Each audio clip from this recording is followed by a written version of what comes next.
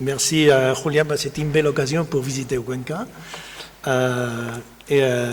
Bon, après cette séance inaugurale des autorités, je vais présenter le professeur Patrice Charodon, même s'il ne faudrait pas, parce que je pense qu'il est suffisamment connu au niveau national et international dans le domaine non seulement de la recherche en sciences du langage, mais aussi de l'enseignement et de la recherche en didactique de langue.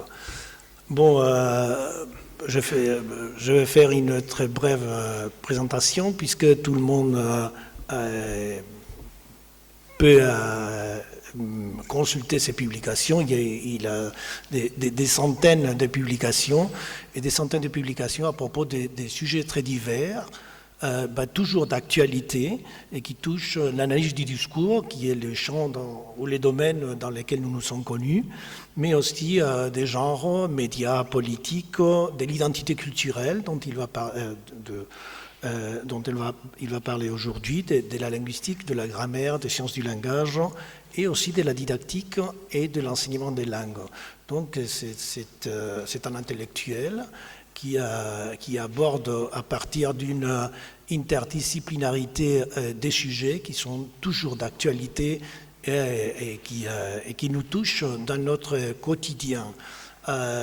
Si vous avez l'occasion de consulter son site Internet qui est actualisé tout le temps, vous verrez qu'il y a des sujets à propos de débats présidentiels, de Sarkozy, de ce qui se passe dans les médias, de l'actualité politique et sociale.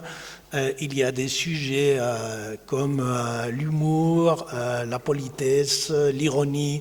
Donc vous voyez que c'est quelque chose qui est toujours en rapport avec cette situation de communication, ce contrat de communication, cette perspective qui établit une connexion entre les sciences du langage, entre l'analyse de la langue et les sciences de la communication et de l'information. Donc ça va être très intéressant de notre point de vue, puisque en tant qu'enseignant et en tant que chercheur, il a publié des livres et des articles qui sont très intéressants et qui vont nous servir sans doute pour notre propre recherche et pour notre propre enseignement. Donc je suis très content du point de vue personnel, puisque c'est un plaisir et c'est un honneur de présenter le professeur Charodon. Et je veux le remercier de venir ici à Cuenca, même si c'était prévu de venir à Saragossa, mais ça n'était pas possible à Zaragoza. Alors merci de venir à Cuenca et d'être parmi nous pour cette conférence, cette séance inaugurale. Merci professeur Charodon. Merci Antonio.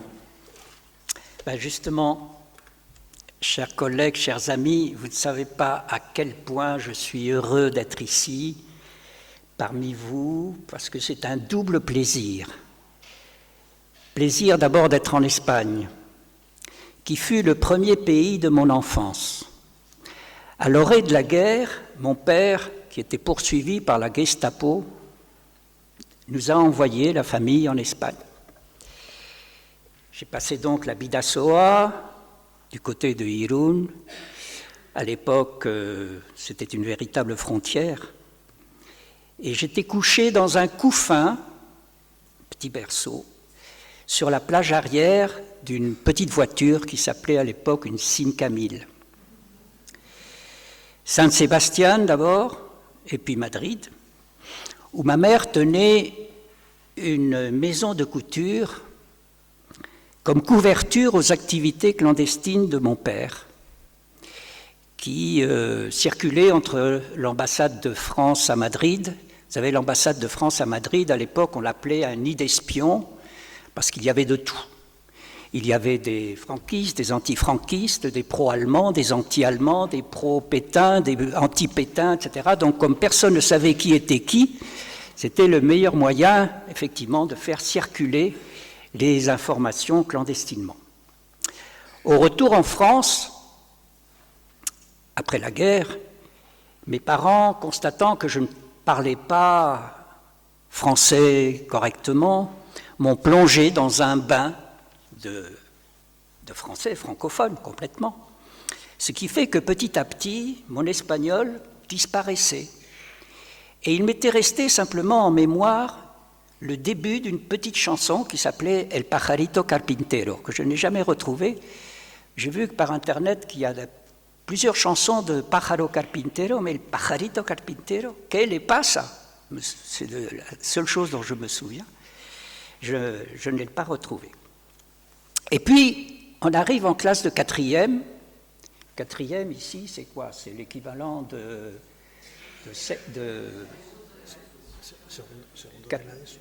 oui, bon, enfin, vous savez que nous, on calcule à l'envers. Oui, c'est ça. En quatrième de l'enseignement secondaire. Et c'est le moment où on devait choisir une seconde langue. Donc j'ai choisi l'espagnol. Et ce qui fait que petit à petit, mon espagnol, comme la mer qui revient, vous savez, à marée haute, est remonté à ma mémoire, au point que je suis tombé amoureux de ma professeure d'espagnol. Et puis sur la lancée, j'ai fait des études hispaniques à l'université à la Sorbonne.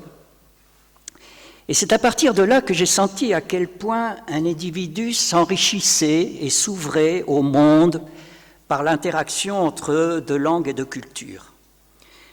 Car vous savez bien, il n'y a pas de langue sans culture, ni de culture sans langue.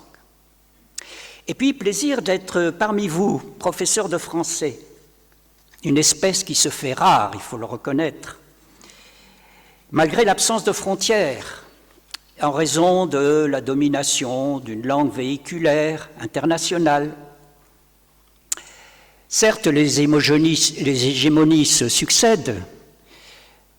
Le XVIe siècle, on peut dire, ce fut le siècle de la langue espagnole, XVIIe et XVIIIe plutôt du français. Évidemment, je parle des cours de l'époque et de ce qu'on pouvait appeler l'intelligentsia de l'époque. Bon, maintenant, c'est l'anglais. Mais pas pour les mêmes raisons. Parce que l'espagnol et le français des siècles passés répondaient certes à des nécessités aussi commerciales, politiques, mais les échanges aussi étaient culturels. Politiques, culturelles et éducatives. Alors, j'arrive là-dedans et j'ai dit aux organisateurs que je n'étais pas un spécialiste du plurilinguisme. Mais cette question pose un certain nombre de problèmes qui ont été évoqués dans l'attendu du colloque, entre autres, quel rôle de la langue et la culture pour devenir citoyen? Pourquoi se battre pour une diversité linguistique et culturelle? Bon, je ne vais pas apporter des réponses, mais simplement quelques réflexions, parce que, une fois de plus, sous la langue se posent les problèmes de l'identité du sujet. Et l'identité du sujet est en rapport avec la culture. Je sais bien que la difficulté quand on enseigne une langue étrangère, c'est de commencer à faire que les gens ils articulent un peu dans la langue. Donc on va toujours dire, oui, tout ça c'est très bien, mais quelle méthode pour qu'ils prononcent bien, qu'ils mémorisent le vocabulaire, qu'ils aient une syntaxe correcte? Ce ne sera pas mon propos. Mon propos, c'est d'essayer de toucher ce que j'ai toujours considéré être la noblesse de l'enseignement d'une langue étrangère, à savoir la culture et l'identité. Donc, ce que je vais vous proposer, c'est de m'interroger un peu sur qu'est-ce que c'est que la langue, qu'est-ce que c'est que l'identité, qu'est-ce que c'est que la culture, et comment s'articulent langue, culture et identité. Donc, voyons d'abord, qu'est-ce que la langue? Alors, c'est un problème parce que vous savez, on parle de la langue des philosophes, la langue des poètes, la langue des romanciers, mais on parle aussi de la langue des politiques, de la langue des diplomates, de la langue des publicitaires, de la langue des journalistes. Alors, la langue, c'est quoi? Est-ce que c'est l'oral de la langue? Est-ce que c'est l'écrit? Est-ce que la langue, c'est une grammaire? Est-ce que la langue, c'est un dictionnaire? on ne peut pas parler de la langue en général. Et je vous propose de considérer qu'il y a 3 dimensions concernant la langue. La langue système, c'est-à-dire, c'est simple, c'est toute l'organisation phonétique, morphologique, syntaxique, lexicale, etc. de la langue, et qui est stable, relativement stable, bien qu'elle évolue évidemment avec le temps, mais qui est le lieu potentiel, comme une espèce de réservoir dans lequel on va puiser pour parler, pour s'exprimer. Mais il y a aussi la langue norme. Et la langue norme, c'est la langue qui enregistre des usages qui sont socialisés. Je vous en donnerai d'ailleurs quelques exemples plus tard. Et c'est vrai que cette langue norme, on peut la voir de 2 façons.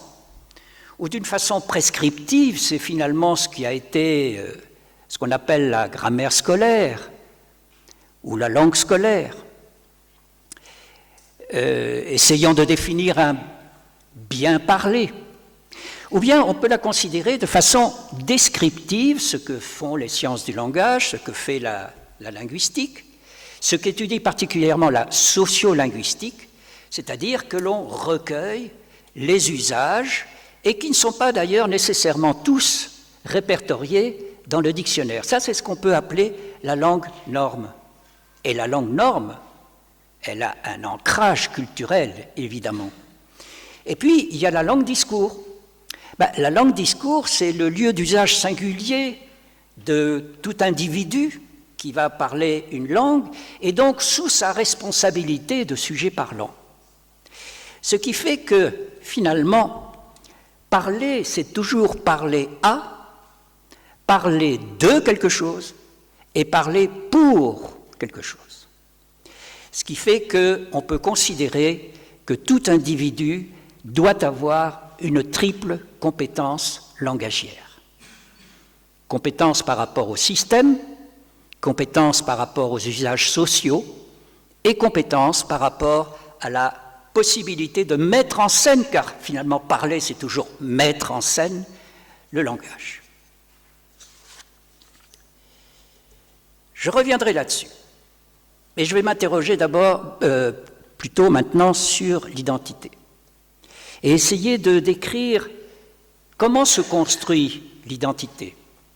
Toujours d'abord à partir de la rencontre avec l'autre. Et la rencontre avec l'autre suppose que l'on puisse percevoir une différence. Ça, c'est fondamental, parce que vous voyez, si l'autre ne se présente pas à moi comme une différence, quelle question je peux me poser s'il est absolument identique à moi? C'est la perception de la différence de l'autre qui m'oblige à m'interroger sur ma propre identité. Une espèce de jeu de miroir en réciprocité qui va créer finalement un double mouvement.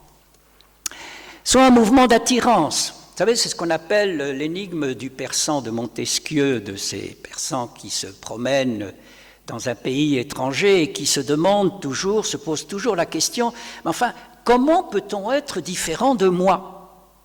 Et c'est ça pourtant la question fondamentale. Comment peut-on être différent de moi et quel problème ça me pose d'être différent de moi? Ce qui fait qu'il peut y avoir un mouvement, au contraire, de rejet à la rencontre de l'autre dans sa différence, parce qu'on peut se demander, mais est-ce qu'il serait supérieur? Est-ce qu'il a plus de raison d'être que moi? Et donc, du même coup, peut apparaître un jugement négatif, l'autre se présentant en quelque sorte comme une sorte de menace. C'est comme ça que se construisent les stéréotypes. Les stéréotypes, il ne faut surtout pas les écarter. Vous savez, les stéréotypes, ça a toujours une part de vérité, parce qu'ils disent quelque chose sur l'autre tel que je me le représente, et par effet de retour, ils disent quelque chose sur moi, qui je suis, en rapport avec l'autre. Donc les stéréotypes, il faut les travailler et non pas les écarter. Et alors donc se produit un paradoxe. C'est que si je rejette l'autre, il n'y a plus de différence. Je ne me pose plus de questions et je n'existe pas. Mais si j'assimile complètement l'autre, il devient identique à moi. Donc je ne me pose toujours pas de questions et je n'existe pas.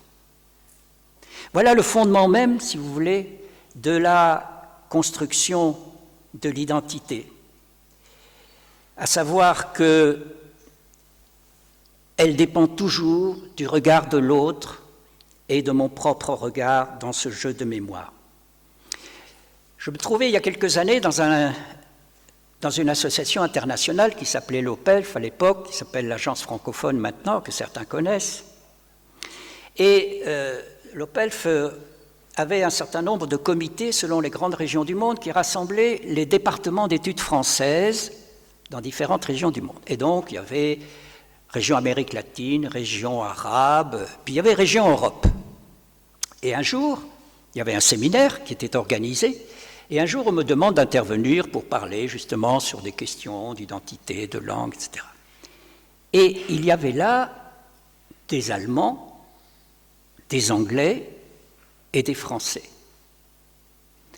Donc j'arrive, moi, avec ma culture hispanique, je dis, mais attendez, on est en Europe, où sont les Espagnols, les Italiens, les Portugais? On me dit, mais vous, le Français, vous résumez toute la latinité. Ah, j'ai dit, allez dire ça aux Espagnols, pour qui on est des affreux cartésiens qui sont là-haut dans le nord. Hein? Allez dire ça aux Portugais, allez dire ça aux Italiens. J'étais vraiment, à la limite, scandalisé.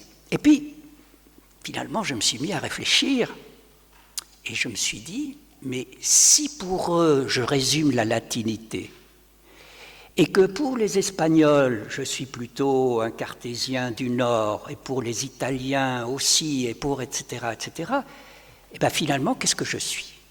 Eh bien, je suis la somme des différences. Les différents, changez le regard de l'autre, et vous changez une partie de votre propre identité.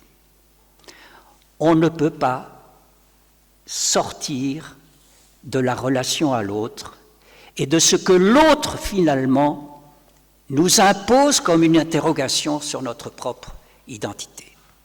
Voilà, ce séminaire s'appelait Triangle, et il m'a quand même été utile parce que je me suis rendu compte que mon identité était une somme de différences. Alors tout ça, ça produit des effets collectifs. Soit l'effet de, si on parle maintenant au niveau des groupes, l'effet de repli du groupe sur soi, vous savez, c'est ce que les dialectologues appellent la force de clocher. On se réunit tous autour du clocher. La place, le clocher, parfois en face, il y a la mairie, ça c'est comme dans les histoires de Don Camillo, hein. Et on a l'impression de constituer un groupe solidaire, homogène. On défend notre authenticité, c'est de là que partent les régionalismes, voire des localismes, parfois même encore à l'intérieur même des régionalismes. Ou alors ça produit un mouvement au contraire d'ouverture sur les autres, c'est ce que les dialectologues appellent la force d'intercourse. Et alors s'établit un rapport de force. Je nomme l'Argentine parce que c'est un cas curieux. En Argentine, on parle espagnol, con el vos, con el che, me está tirando la casa por la ventana, dice. Et il parle en espagnol, avec la prosodie italienne, avec les intonations italiennes, avec les gestes à l'italienne, et peut-être que 80-90% des Argentins ont une ascendance italienne. Vous savez qu'il suffit en Argentine d'avoir une ascendance italienne pour pouvoir bénéficier du passeport européen. C'est très très commode. Donc vous voyez, dans ce jeu de rapport de force, que s'est-il passé? Pourquoi l'italien, qui a été dominant quant au phénomène d'immigration, n'a pas pris le pas sur l'espagnol? Donc c'est ça, le rapport de force qui peut s'instaurer entre des langues et des populations, évidemment, quand elles arrivent au contact les unes avec les autres. Et c'est le moment où, au contraire, on s'ouvre aux autres et on ne se replie pas. Et puis il y a des moments de domination. Domination d'un groupe sur l'autre et donc domination d'un groupe linguistique sur l'autre. Et là se pose le problème, vous voyez une subtilité lexicale et sémantique, entre intégration et assimilation, ce qui n'est pas la même chose, puisqu'assimilation, vous faites disparaître l'identité de l'autre, alors qu'intégration, vous permettez une coexistence entre des identités différentes. Et puis, il se produit aussi des mixités, lorsque véritablement il y a entrecroisement, ça passe par les mariages, les enfants, les générations, etc. Et ça crée parfois des sabires, des créoles, ou bien, comme dans certaines régions que l'on connaît bien, ce que les Américains appellent une alternance codique, c'est-à-dire que l'on passe tantôt d'une langue à l'autre, comme nous on l'a bien vu avec les pays du Maghreb, les Algériens par exemple, étant dans cette pratique codique d'alterner et même dans une même phrase, de mettre du français et de l'espagnol. Je reviendrai là-dessus. Qu'est-ce que la culture ? Il y a eu un mouvement qui s'est fait de l'essentialisme culturel à la construction sociale. Parce que, au XVIIIe siècle surtout, vous savez, il y avait cette idée de ce qu'un peuple avait une essence, c'était son génie. Et ce génie, il colle au peuple. Chaque peuple a son propre génie. Au XIXe siècle, on s'intéresse davantage au comportement des individus vivant en société. Et un anthropologue, sociologue comme Tyler dit bien que la culture, c'est l'ensemble des habitudes acquises par les êtres humains vivant en société. C'est aussi l'époque de délimitation des territoires. Qui dit délimitation des territoires, dit pouvoir, dit conflit. Et la constitution des États-nations. Un peuple, une langue, une nation. C'est à partir de là que naît ce que l'on peut appeler la conscience nationale, dont chacun devrait se sentir l'héritier. C'est comme ça que vous le trouvez à travers toute la littérature du XIXe siècle. Et c'est au XXe siècle que quand même, apparaissant les sciences sociales apparaissant, particulièrement la sociologie, qu'on estime que la culture ne préexiste pas aux individus. Ce sont eux qui, vivant en groupe, créent un enracinement social. Les Durkheim, Mauss, Lévi-Strauss, etc. ont beaucoup écrit sur la question. Ce qui fait que, finalement, l'identité culturelle est quelque chose de stable et de mouvant à partir du XXe siècle.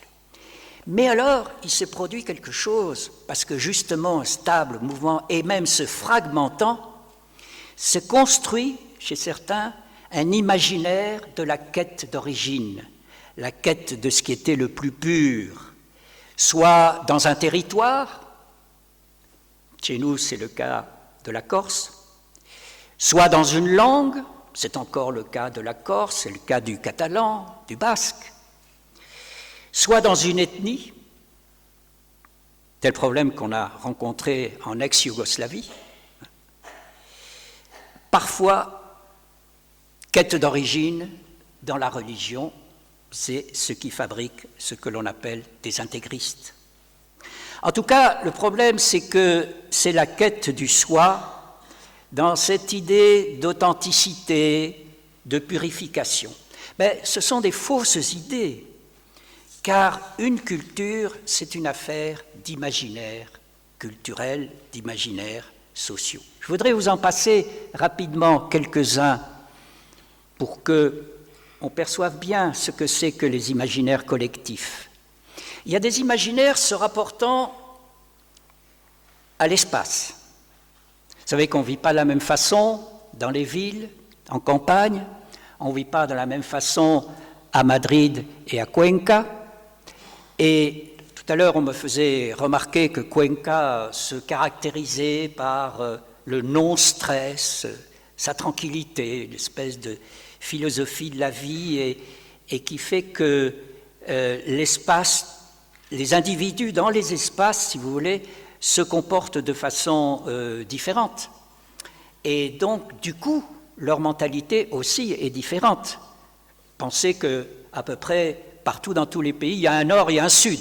Quand on est dans l'hémisphère sud, c'est inversé, mais il y a toujours un nord et un sud. Pourquoi le sud est toujours plus expansif que le nord? Bon, ce qui est à moitié vrai, à moitié faux. Chez nous, les ch'tis du nord sont aussi très, très expansifs à leur façon, mais pas de la même façon. Et je me souviens d'une fois être allé à São Paulo, au Brésil, et être monté dans un taxi et demander où était la USP, l'université de São Paulo. Et le taxiste me dit « Está pertinho, está pertinho ». Bon, « Está pertinho », bon, j'ai cru comprendre. Puis une demi-heure après, puis 3/4 d'heure après, je lui repose la question, je dis « Está pertinho, está pertinho ». Bon, enfin, on a mis 1h30, et j'ai compris que la notion du pertinho n'était pas la même que dans ma culture à moi. Et évidemment, voilà quelque chose qui est encore marqué culturellement. Il y a aussi les imaginaires se rapportant au temps. Vous savez qu'il y a des cultures qui découpent le temps, puis il y a des cultures qui, au contraire, traversent le temps. Hein, ça, c'est très connu des Africains, hein, qui ont un rapport au temps qui n'est pas le même que dans d'autres pays, et particulièrement en Europe. Là aussi, c'est le problème de la place des âges et des générations. Hein. Quel droit de parole on accorde aux âges et aux générations qui sont en rapport évidemment avec le temps. En Afrique, on dit que quand un vieillard meurt, c'est une bibliothèque qui brûle. Et donc, la place de certaines générations n'est pas le même que dans d'autres pays. Et puis, il y a les imaginaires se rapportant au corps. Ça, vous savez bien, hein, vous, les Espagnols, qui disent toujours que les Français sont sales. Bon, mais c'est assez intéressant parce que le rapport au corps, c'est l'intimité qui est en cause. Alors, quel rapport on a à l'intimité, hein? Bon, en Espagne, on se fait l'abrazo, donc on a le contact avec les corps. Les Brésiliens, ils vont plus loin que vous, hein, parce qu'en même temps, ils caressent, d'ailleurs, ils dansent à samba en même temps. Hein. Donc, le contact avec le corps est encore différent. Et puis, simplement, une chose tout aussi simple que ça, hasta luego, ce n'est pas l'équivalent de tout à l'heure dans son usage. Vous pouvez le trouver dans un dictionnaire bilingue, hasta luego, à tout à l'heure. Mais vous savez très bien qu'on dit à tout moment, même quand on va se revoir que dans 2-3 ans, hasta luego, dès l'instant que l'on se sépare. Alors qu'en français, si vous dites à tout à l'heure, c'est que vous supposez que vous allez voir l'autre dans très peu de temps. Donc voilà, équivalence dans le système, si vous voulez, mais pas équivalence dans les normes sociales et dans le discours et donc dans la culture. Ensuite, vous avez, ça revient au même, hein, les relations sociales, tous les rituels de salutation, d'excuses, etc. Et dans lesquels il est très intéressant de voir le rapport que l'on peut avoir au droit à la parole. Comment est-ce qu'on peut contredire l'autre? J'en reparlerai tout à l'heure. Pour le droit à la parole et les salutations, je vous conseille, si vous ne le connaissez pas, un petit livre qui s'appelle « Une langue venue d'ailleurs », qui est écrite par un japonais qui s'appelle Akira Mizubayashi, qui est un japonais, professeur de français au Japon, mais qui a étudié à l'université de Montpellier en France, au point qu'il fait partie de ces écrivains qui s'expriment directement en français. Une langue venue d'ailleurs. Vraiment, là, on est au cœur de ce qu'est le rapport entre la langue et la culture. Voilà un tout petit passage à propos d'une chose aussi simple qui est dire bonjour. On croit que bonjour et merci relèvent d'un vocabulaire universel. Juste une petite parenthèse sur le merci. Combien d'étudiants étrangers m'ont m'ont dit c'est drôle parce que dans les méthodes audiovisuelles, on nous dit que merci, c'est remercier l'autre, comme ça, alors que quand on arrive en France, on apprend que merci, ça veut dire non. Vous en voulez un peu plus? Merci. Bon, mais je reviens à notre Akira.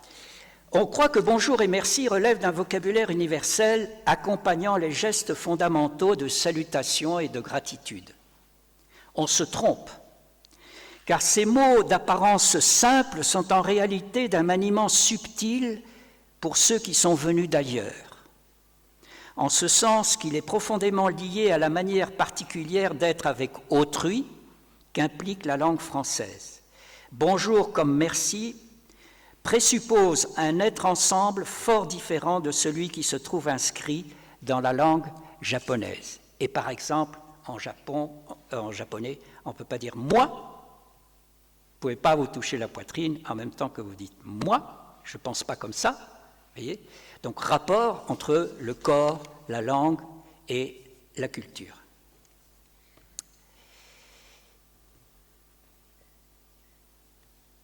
Alors, puisque tout ça est une affaire d'imaginaire, d'imaginaires sociaux, d'imaginaires culturels, d'imaginaires collectifs, comme on voudra les appeler, on va essayer de voir, là, pour terminer, les imaginaires sur la langue. Alors, il y a d'abord toujours la recherche d'une représentation unitaire. Hein. Vous savez bien qu'au Moyen-Âge commencent à fleurir les grammaires. Je disais à mes étudiants à une certaine époque, 1492, ça vous dit quelque chose? Ah oui, conquête de la... Oui, je dis oui, d'accord, mais il y a autre chose plus intéressant. Ah bon, alors ils me regardent. Je dis, c'est la première grammaire espagnole d'Antonio de Nebrija. Vous ne vous rendez pas compte symboliquement ce que ça signifie? Cette tentative, ce désir de vouloir créer un imaginaire de peuple, un imaginaire de nation. Parce que dès lors que vous décrivez une langue, que vous la grammatisez, vous la faites exister encore plus fortement. Vous savez que le problème d'ailleurs des langues amérindiennes qui disparaissent, c'est que justement elles n'ont pas de grammatisation et qu'il y a maintenant beaucoup de groupes d'ethnolinguistes qui essayent de décrire ces langues, de leur donner une grammaire pour qu'elles puissent perdurer.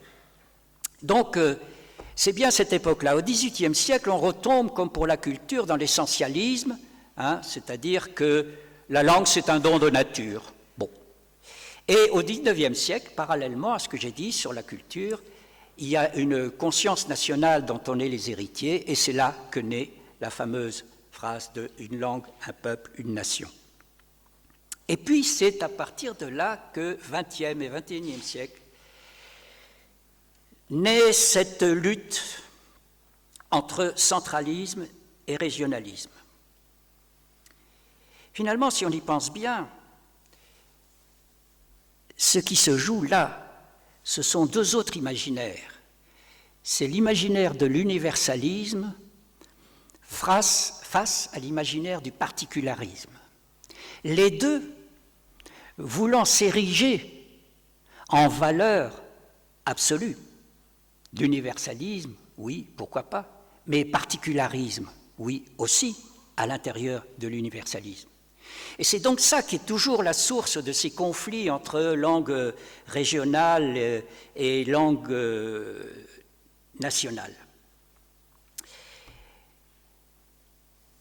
J'ai essayé de tester auprès des Catalans espagnols si le slogan qui a été inventé par une municipalité, ou plutôt par la région de Catalogne française, où il y avait aussi évidemment un conflit, mais vous le savez, dans une histoire très centralisée en France et très jacobine, un slogan qui était venu et qui était le suivant: catalan avant tout,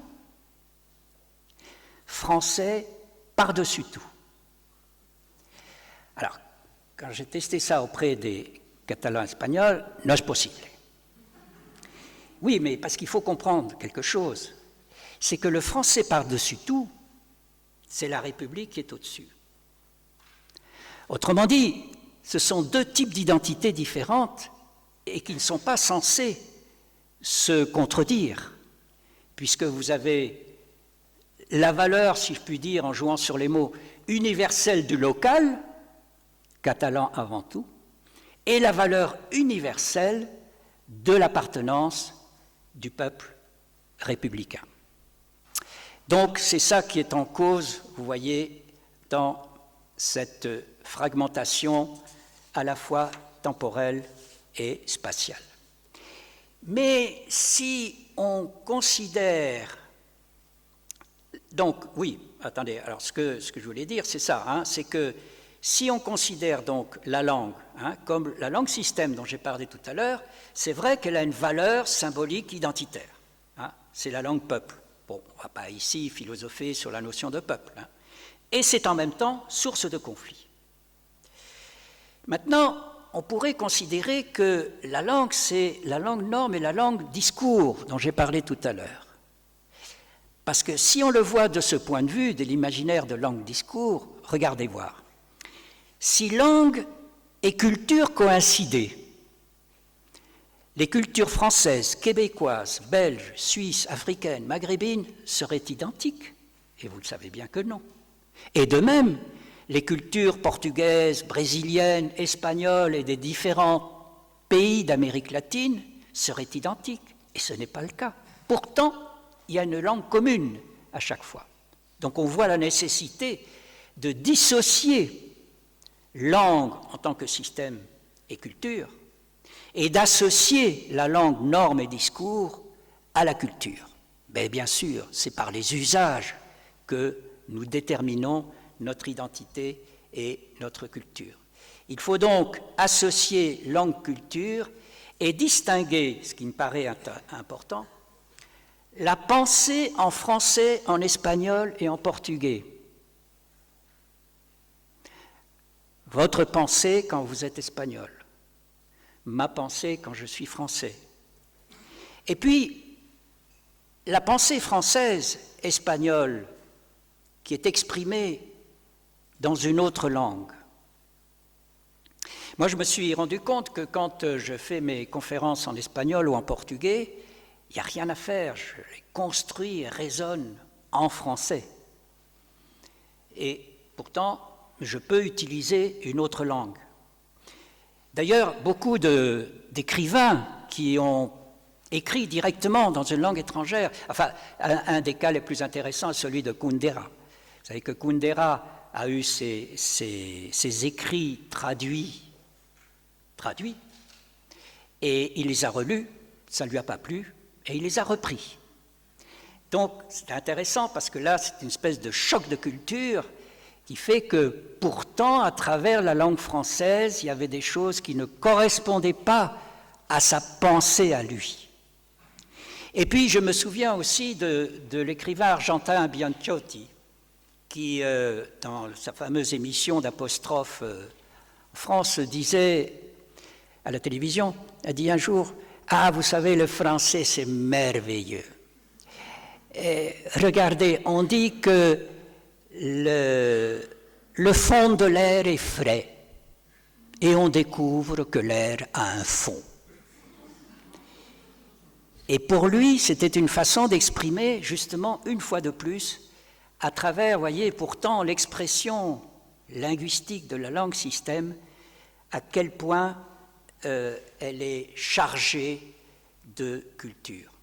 Donc je termine avec ces quelques exemples. C'est des exemples, comment ça se manifeste au niveau de la langue et du discours. Celui-là, je le cite souvent parce qu'il est vraiment délicieux, c'est le si como no mexicain. Vous savez, vous invitez quelqu'un, un Mexicain, vous dites si, como no, si, como no, si, como no, puis vous pouvez attendre 2-3 jours avant qu'il arrive. Parce qu'il faut découvrir que si como no, selon l'intonation, selon le contexte, etc., ne veut pas forcément dire si. Pourtant, il est renforcé par un como no. Affaire de culture. Ça aussi, j'aurais 1000 exemples à vous donner quand on travaille, vous savez, en coopération avec d'autres cultures, comment manifester son désaccord et porter la contradiction. Ça aussi, c'est très important dans les pays d'Amérique latine où on peut difficilement reprocher directement à l'autre quelque chose. il faut éviter que toute remarque ait l'air d'être un reproche ou une critique. Alors évidemment, ils peuvent le faire, mais il faut faire du holiday on ice, hein, c'est-à-dire ne pas aller directement vers l'autre, le prendre comme complice, oui, mais ne pas avoir de rapport direct de reproche. Alors, voilà quelques effets. Ah, voilà, ça c'est l'exemple québécois. Avec les... Il y en a qui connaissent bien ici cet exemple parce qu'on les a vécus ensemble. Et moi, quand je suis arrivé au Québec, j'ai découvert qu'on traitait les Français de maudits baveux. Bon, moi j'ai pris baveux dans le sens de bavard. Hein. D'ailleurs, dans l'argot français, le baveux, c'est l'avocat. Bon, voyez, bon. Eh ben non, parce qu'en plus de ça, il n'y a pas plus bavard que les Québécois. Alors, j'ai essayé d'investiguer un peu la chose et j'ai fini par comprendre pourquoi il disait maudit baveux. Parce que là où un Québécois vous raconte une histoire, un Français, ça explique. Et expliquer, c'est se mettre en position de supériorité. Voilà. Et donc j'ai découvert que, et ça m'est encore été tout dernièrement confirmé par une dame québécoise qui passe à Paris, qui va visiter l'Arc de Triomphe, un jour de juillet très chaud, et qui se déchausse. Et une policière s'adresse à elle et elle lui dit « Madame, s'il vous plaît, remettez vos chaussures. » Et l'amie québécoise dit « Je trouve ça correct. » Seulement la policière ajoute « On n'est pas à la plage ici. » Là, c'est insupportable pour une Québécoise. Ça, c'est le donneur de leçons. Vous voyez, il n'y a pas besoin de rajouter « on n'est pas à la plage », c'est une façon de donner une leçon. Voilà quelque chose de très intéressant. De même, l'article « le », ça c'est encore une amie québécoise que j'invite dans un restaurant à Paris, content de lui faire découvrir, etc. Elle regarde le menu et puis elle dit « c'est curieux, il y a toujours un article « le » devant les noms de plats. » Le confit du sud-ouest, l'entrecôte du chef, etc. J'ai dit, tiens, bon, c'est bizarre, pourquoi il n'y a pas d'article « le » dans les menus? Ah non. Bon, 3 mois après, j'allais au Québec, donc j'ai fait ma petite enquête, ça m'a pris quelques kilos, je suis allé dans différents restaurants, et effectivement, il n'y a pas d'article devant les noms de plats, sauf dans les restaurants chics et chers, qui voulait faire gastronomie française. Donc l'article « le », il y a de la culture dans l'article « le », voilà, on ne peut pas limiter. L'humour, dernier exemple, avant-dernier exemple, parce que le dernier est aussi assez bon. L'humour, oui, l'humour, vous savez, il n'y a rien de plus culturel que l'humour, hein, c'est en rapport avec nos formes de rationalité. Hein. Et une fois, on a fait un travail de recherche avec les Espagnols, avec la Complutense, et quand on leur amenait notre corpus, ils disaient « Ah bon, c'est drôle ?» Puis les Espagnols nous donnaient leur corpus, on disait « Ah bon, c'est drôle ?» Donc, voilà, là, pour le coup, on était vraiment dans quelque chose d'extrêmement culturel. Hein. Donc, l'humour, c'est vraiment quelque chose qu'il faut travailler, pas simplement pour les jeux de mots, mais pour essayer de comprendre quelle forme de rationalité ça atteint, parce que l'humour, c'est de la transgression toujours. Alors, comment est-ce qu'on fait de la transgression selon chaque culture, hein? Et vous êtes aussi des champions de transgression en Espagne, donc la question, c'est de voir comment ça se fait par comparaison avec le français. Et puis alors, ce dernier exemple, je ne sais pas si tu le connais, Antonio. Ça, c'est une fois où je vais dans un bistrot à Paris, parce qu'un linguiste travaille toujours dans les bistrots pour essayer d'écouter et d'enregistrer ce que disent les gens, quoi. Et puis ce jour-là, j'étais debout au comptoir et de l'autre côté, il y avait un petit groupe et c'était des Espagnols qui parlaient. Et donc, il y en avait un au milieu qui racontait... Alors ça, je vais le raconter en espagnol parce que ça s'est passé en espagnol. Y entonces había uno que estaba contando chistes. Y todos se reían, y yo que estaba a la otra punta de la barra me reía también. Y entonces él se percata de que estoy riendo y me dice, pero ¿tú entiendes? Digo, bueno, si me río por algo será. Ahora ven aquí. Hablamos y en un momento dado me dice, pero ¿tú de dónde eres? Porque este acento no lo localizo, no llego. Y yo digo, bueno, mira, es que yo voy y vengo tanto a España como a países de América Latina y entonces no tengo acento específico de ninguna región. Me dice, específico, tú eres un intelectual.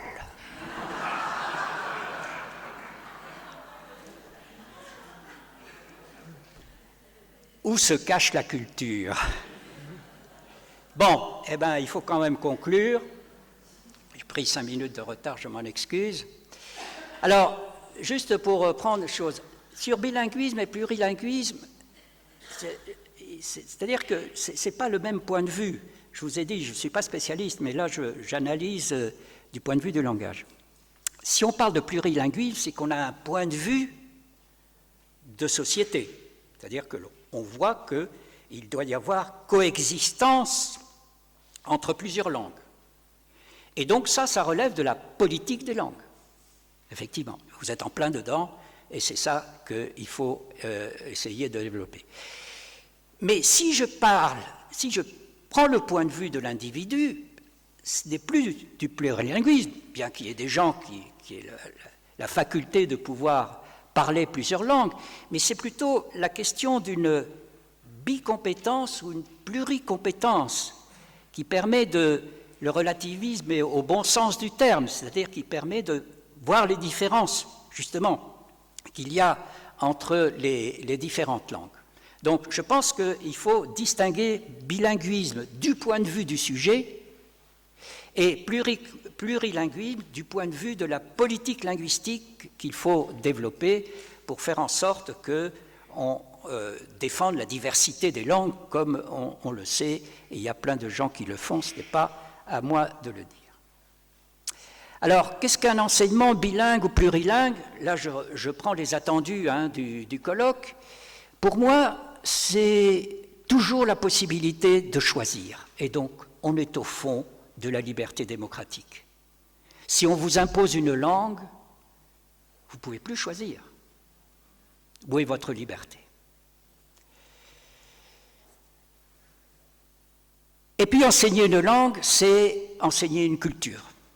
Alors une fois de plus, je sais, c'est très difficile, il faut d'abord que les élèves arrivent à articuler comme il faut, etc. Mais in fine, il faut arriver à faire comprendre qu'une langue, c'est une culture et que c'est l'identité de la personne elle-même qui est en cause.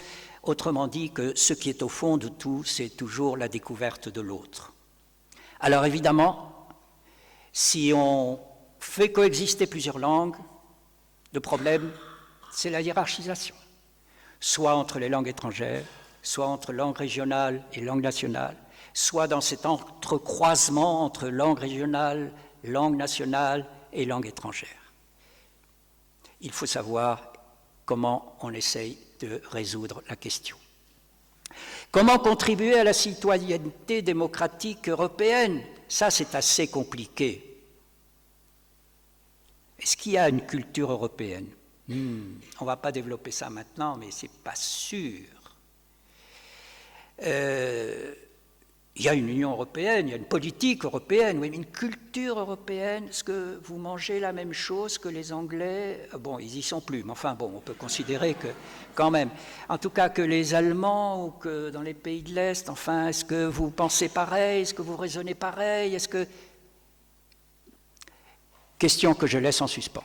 En tout cas, ce qui est sûr, c'est que, au nom de la citoyenneté démocratique européenne, il faut surtout apprendre les différences d'identité européenne et défendre la diversité des langues dans les instances internationales. Vous savez que ça, c'est une des choses les plus dramatiques qui soient. Moi, tous les échos qui me reviennent, c'est que malgré grands efforts, il n'y a rien à faire, quoi. l'anglais qui domine, hein, c'est comme ça, donc il faut essayer de vraiment défendre la diversité des langues dans les instances internationales. Et dernière question, qui est dans l'attendu du Congrès, quel serait l'apport de la langue française en Espagne? Ça, mes chers amis, c'est à vous de répondre. Merci.